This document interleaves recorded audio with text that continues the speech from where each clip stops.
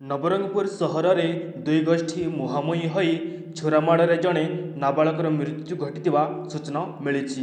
ଯେତେବେଳେ ଭସାଣି ଚାଲିଥିଲା, ଏମାନେ ଗୋଟିଏ ଜାଗାରେ ଜମା ହୋଇଥିଲେ ଏବଂ ନିଜ ନିଜ ଭିତରେ କୌଣସି କଥାକୁ ନେଇ ବଚସା ହୋଇଥିଲା।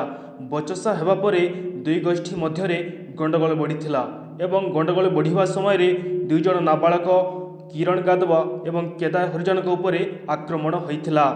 ଆକ୍ରମଣ ହେବା ଫଳରେ ସେମାନେ ଦୌଡ଼ିକି ପଳାଇ ଆସିଥିଲେ ଏବଂ ଗୁରୁତର ଅବସ୍ଥାରେ ସେମାନଙ୍କୁ ନବରଙ୍ଗପୁର ସ୍ଥିତ ଚିକିତ୍ସାଳୟରେ ଭର୍ତ୍ତି କରାଯାଇଥିଲା।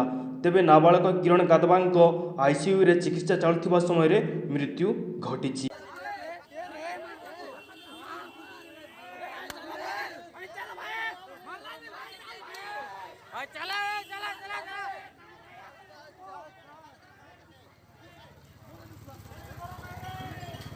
ପ୍ରତିଦିନ ଏମିତି ନୂଆ ନୂଆ ଖବର ପାଇବା ପାଇଁ ଆମ ଚ୍ୟାନେଲକୁ ସବସ୍କ୍ରାଇବ୍ କରନ୍ତୁ।